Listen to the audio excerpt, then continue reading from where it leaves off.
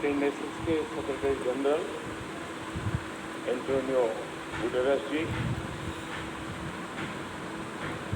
गुजरात के मुख्यमंत्री श्री भूपेंद्र भाई पटेल, भारत के विदेश मंत्री डॉक्टर एस जयशंकर जी, देश विदेश से आए सभी अन्य महानुभाव, देवी और सज्जनों, इस गौरवशाली धरती पर आप सबका हार्दिक स्वागत है। एंटोनियो गुटेरेस जी के लिए तो भारत दूसरे घर जैसा है। आपने अपना युवावस्था में बहुत बार भारत की यात्रा भी की। गोवा से आपके पारिवारिक संबंध भी है। मुझे ऐसा लग रहा है कि मैं गुजरात में आज अपने परिवार के ही किसी सदस्य का स्वागत कर रहा हूं। एंटोनियो गुटेरेस जी, आपका यहाँ आने के लिए बहुत बहुत आभार, बहुत बहुत अभिनंदन। मुझे खुशी है कि मिशन लाइफ को लॉन्चिंग के समय अनेक देश इस संकल्प का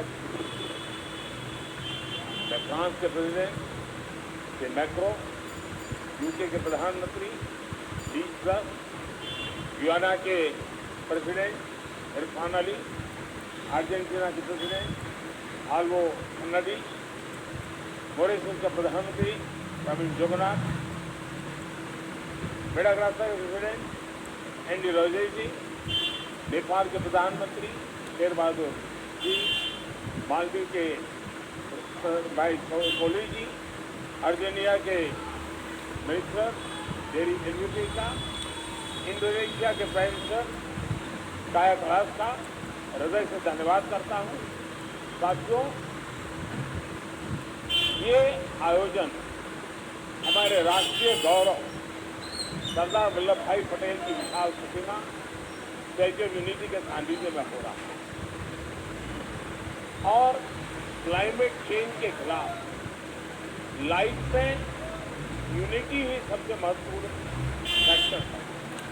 दुनिया के सबसे बड़ी प्रतिमा हमें पर्यावरण से जुड़े उनके लक्ष्य तक तय करने और उन्हें पूरा करने की प्रेरणा देगी। साथियों, जब प्रतिमान विशाल होते हैं तो कीर्तिमान भी विशाल होते हैं। इस कार्यक्रम का आयोजन गुजरात से होना बहुत मायने रखता है और ये बिल्कुल उपयुक्त भी है। गुजरात भारत के उन राज्यों में से एक है जिसमें सबसे पहले रिन्यूएबल एनर्जी और एनवायरमेंट प्रोटेक्शन की दिशा में काफ़ी बहुत कदम उठाना शुरू कर दिया। चाहे बात नहरों पर सोलर पैनल लगाने की हो या सूखाग्रस्त इलाकों में जलस्तर बढ़ाने के लिए वाटर कंजर्वेशन का अभियान हो, गुजरात हमेशा एक प्रकार से लीडर के रूप में, ट्रेंड सेटर के रूप में रहा है। साथियों, क्लाइमेट चेंज को लेकर ऐसी धारणा बना दी है जैसे सिर्फ पॉलिसी से जुड़ा विषय है, लेकिन जैसे हम इस मुद्दे का पॉलिसी से जोड़कर देखने लगते हैं, जाने अनजाने में हमारे मन में ये बात बैठ जाती है इस पर सरकार ही कुछ करेगी, या फिर ये सोचते हैं कि अंतर्राष्ट्रीय संस्थाओं को इस पर कोई कदम उठाना चाहिए।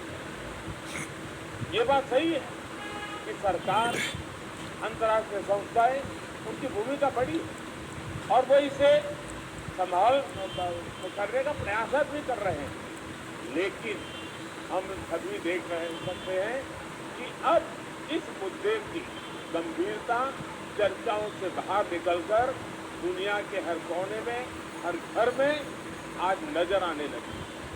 क्लाइमेट चेंज से हो रहे बदलाव लोग अपने आसपास महसूस करने लगे। पिछले कुछ दशकों में हमने इस दुष्प्रभाव को और तेज देखा है, अप्रत्याशित आपदाओं को झेला है। आज हमारे ग्लेशियर पिघल रहे हैं, समुद्रों का जलस्तर बढ़ रहा है, हमारी नदियां सूख रही हैं, मौसम अनिश्चित हो रहे हैं और ये बदलाव लोगों को सोचने पर मजबूर कर रहे हैं कि क्लाइमेट चेंज के मुद्दे को सिर्फ पॉलिसी मेकिंग के लेवल पर ही नहीं छोड़ा जा सकता। लोग खुद महसूस करने लगे हैं कि एक व्यक्ति, एक परिवार और एक समुदाय के तौर पर उन्हें इस धरती के लिए, इस प्लेनेट के लिए कुछ न कुछ जिम्मेवारी उठानी चाहिए, खुद ने भी कुछ करना चाहिए। लोग जानना चाहते हैं कि अपने खुद के प्रयत्न में या परिवार के साथ और अपने समुदाय के साथ मिलकर वो कौन से कदम उठा सकते हैं जिससे धरती की सुरक्षा हो सके, इस पृथ्वी की सुरक्षा हो सके। इन सारे सवालों का जवाब मिशन लाइफ में है। मिशन लाइफ का मंत्र है लाइफस्टाइल और एनवायरमेंट। पृथ्वी पर रहने वाले प्रत्येक व्यक्ति को व्यक्तिगत प्रयासों की कामना के साथ ही आज ये मिशन लाइफ का ये विजन दुनिया के सामने रख रहा है। मिशन लाइफ इस धरती की सुरक्षा के लिए जन जन की शक्तियों को जोड़ता है, उनका बेहतर इस्तेमाल करना सिखाता है। मिशन लाइफ क्लाइमेट चेंज के खिलाफ लड़ाई का लोकतांत्रिक डेमोक्रेटिक एक प्रकार से उसका विस्तार कर रहा है, जिससे हर कोई अपने सामर्थ्य के हिसाब से योगदान दे सकता है। मिशन लाइफ इस बात पर भरोसा करता है कि छोटे छोटे प्रयासों का भी व्यापक प्रभाव हो सकता है। मिशन लाइफ हमें प्रेरित करता है कि हम सब अपनी रोजमर्रा की जिंदगी में ऐसा बहुत कुछ कर सकते हैं जिससे पर्यावरण की सुरक्षा हो। मिशन लाइफ ये मानता कि अपनी लाइफस्टाइल में बदलाव कर एनवायरमेंट की रक्षा की जा सकती है। ये आपको दो बहुत दिलचस्प उदाहरण देना चाहता हूँ, बड़ी सरल बातें बताना चाहता हूँ। आपने देखा होगा कुछ लोगों को एसी का टेम्परेचर 17 डिग्री या 18 डिग्री सेल्सियस पर रखना बहुत पसंद होता है, लेकिन एसी का टेम्परेचर इतना कम करने के बाद यही लोग सोने के समय कंबल या रजाई का सहारा लेते हैं। एसी का हर डिग्री टेम्परेचर कम करना पर्यावरण पर उतना ही नकारात्मक प्रभाव, यानी उसको अगर हम बचा सकते हैं कोशिश करके कर सकते हैं।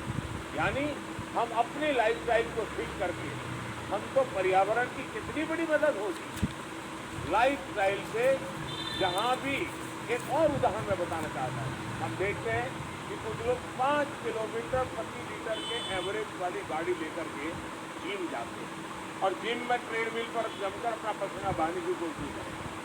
अरे भाई, अगर ये पसीना आप पैदल चलकर या साइकिल पर जिम जाकर के उठा लेते तो पर्यावरण की रक्षा भी होती और आपके स्वास्थ्य की भी रक्षा होती। साथियों, लाइफस्टाइल से व्यक्तिगत और समाज के छोटे छोटे प्रयासों से कैसे बड़े नतीजे आ सकते हैं, मैं इसका भी उदाहरण देना चाहता हूँ। भारत में हमने कुछ साल पहले देशवासियों से ज़्यादा एलईडी बल्ब इस्तेमाल करने के लिए आग्रह किया। मकसद ये था कि लोग को बिजली का बिल कम हो, बिजली का कम खर्च हो और पर्यावरण की भी रक्षा हो। सरकार ने एलईडी बल्ब की एक योजना शुरू की और देश का प्राइवेट सेक्टर भी इसमें भागीदार हो गया। यहाँ आए अंतर्राष्ट्रीय एक्सपर्ट ये जानकर के उनको हैरानी होगी कि कुछ ही समय के भीतर भारत के लोगों ने 160 करोड़ से ज़्यादा एलईडी बल्ब अपने यहाँ में लगा दिए, परिवर्तन कर दिया। और इसका प्रभाव ये है कि 100 मिलियन टन से ज़्यादा कार्बन डाइऑक्साइड का उत्पादन हम कम कर पा गए, उसका उत्सर्जन कम कर पाए। और मैं ये आपको नोट करने के जरूर कहूँगा, ये प्रतिवर्ष हो रहा है, ये सिर्फ एक बार की घटना नहीं, हर वर्ष ये बेनिफिट होने वाला है और उसका लाभ होने वाला है। एलईडी की वजह से अब हर साल इतना उत्सर्जन कम होने लगा है। साथियों, गुजरात महात्मा गांधी की भूमि है, जन्मभूमि, तो उन विचारों को से एक जो बहुत पर्यावरण संरक्षण और प्रकृति के साथ तालमेल लेकर के जीवन जीने का महत्व हो गया। उन्होंने ट्रस्टीशिप के अवधारणा की विकसित की। मिशन लाइफ इस सबको पर्यावरण के ट्रस्टी बनाता है। ट्रस्टी वो होता है जो संसाधनों का अंधाधुंध इस्तेमाल नहीं होने देता। एक ट्रस्टी एक शोषक के रूप में नहीं बल्कि पोषक के रूप में काम करता है। मिशन लाइफ P3 की अवधारणा को मजबूत करेगा। P3 यानी प्रो प्लेनेट पीपल। आज हम एक ऐसी दुनिया में जी रहे हैं जहां इस बात की चर्चा रहती है कि कौन किस देश या गुट के साथ है और कौन किस देश या गुट के खिलाफ है। लेकिन मिशन लाइफ धरती के लोगों को प्रो प्लेनेट पीपल के तौर पर जोड़ता है, उनको अपने विचार से समाहित करता है, एक कर देता है। ये लाइफस्टाइल ऑफ द प्लेनेट, ये lifestyle of the planet, for the planet and by the planet की मूल सिद्धांत पर चलता है। साथियों, अतीत से सीख कर ही हम बेहतर भविष्य का निर्माण कर सकते हैं। भारत में हजारों वर्षों से प्रकृति की पूजा की समृद्ध परंपरा रही। हमारे वेदों में भी बहुत सटीक तरीके से कहा है कि जल, जमीन, वायु और सभी प्रकृति प्रदत्त चीजों का महत्व समझाते हैं। जैसे अथर्ववेद कहता है, माता भूमि ही पुत्रो हम पुत्रिया, अर्थात पृथ्वी हमारी माता और हम उसके संतान हैं। रीयूज एंड रिसाइकल और सर्कुलर इकोनॉमी हमारे वर्षों से हम भारतवासियों की लाइफस्टाइल का अंग रहा है। और हम सभी जानते हैं कि दुनिया के कई हिस्सों में, कई देशों में ऐसी प्रथाएं आज भी है, प्रचलित है, जो हमें प्रकृति के साथ तालमेल बिठाकर चलने के लिए प्रेरित करती है। मिशन लाइफ प्रकृति के संरक्षण से जुड़ी और इस लाइफस्टाइल को समाहित करेगा जिसे हमारे पूर्वजों ने अपनाया था और जिसे हम अपने जीवन शैली का हिस्सा बना सकते हैं। साथियों, आज भारत में सालाना प्रति व्यक्ति कार्बन फुटप्रिंट करीब 1.5 टन हुई, जबकि दुनिया का औसत 4 टन प्रति वर्ष का है। फिर भी भारत क्लाइमेट चेंज जैसी वैश्विक समस्या के समाधान के लिए सबसे आगे आकर काम कर रहा है। इसने उज्ज्वला योजना शुरू की ताकि कोयले और लकड़ी से मुक्ति मिले। हम वाटर सिक्योरिटी को ध्यान में रखकर भारत में हर जिले में 75 अमृत सरोवर आज बनाने का बहुत बड़ा अभियान चला रहे हैं। हमारे यहाँ वेस्ट से वेल्थ पर अभूतपूर्व बल दिया जा रहा है। आज भारत के पास विश्व में रिन्यूएबल एनर्जी को चौथी सबसे बड़ी क्षमता के रूप में हमने उभार कर पाए हैं। आज हम ग्रीन एनर्जी में भी चौथे नंबर पे हैं, सोलर एनर्जी में भी 5वें नंबर पे हैं। पिछले 7-8 वर्षों में भारत की रिन्यूएबल एनर्जी की क्षमता करीब 290% का इजाफा हुआ। इससे हमने इलेक्ट्रिक क्षमता का 40% नॉन फोसिल फ्यूल यानी उस सोर्स को ही हासिल करने का लक्ष्य आज भी हमने समय सीमा से 9 साल पहले हासिल कर लिया। हमने पेट्रोल में 10% इथेनॉल ब्लेंडिंग का लक्ष्य भी तय किया था और उसे भी समय सीमा से 5 महीने पहले ही हमने पूरा कर लिया। अब भारत पेट्रोल में 20% इथेनॉल ब्लेंडिंग के लक्ष्य पर काम कर रहा है। हाइड्रोजन इकोसिस्टम के लिए भारत पर्यावरण के अनुकूल ऊर्जा स्रोत की तरफ भी बहुत तेजी से कदम बढ़ा रहा है और ये गुजरात ग्रीन हाइड्रोजन के लिए हब के रूप में विकसित होता चला जा रहा है। इससे भारत और विश्व में के कई देशों को नेट जीरो के अपने लक्ष्य को हासिल करने में बहुत बड़ी मदद मिलेगी।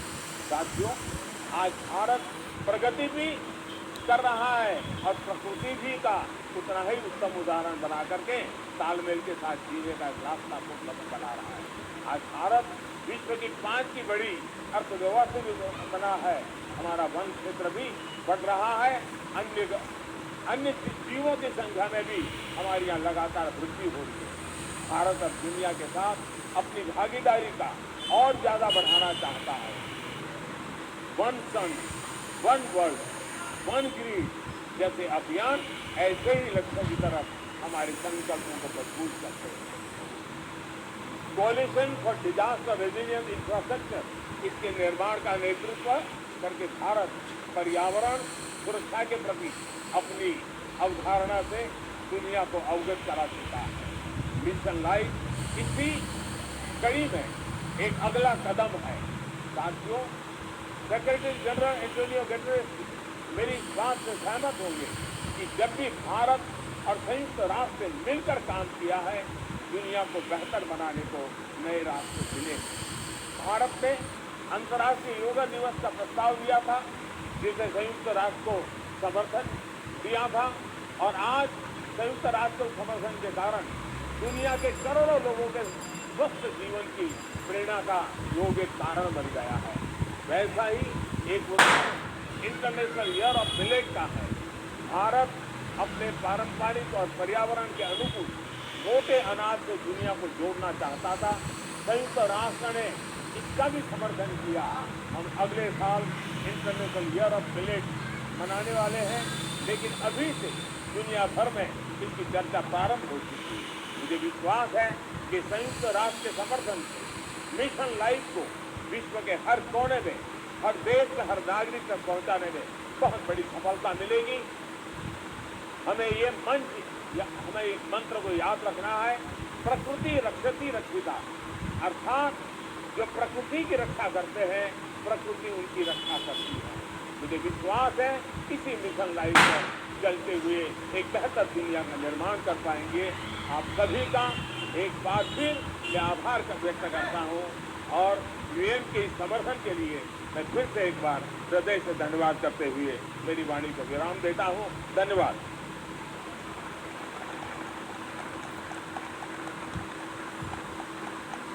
बहुत बहुत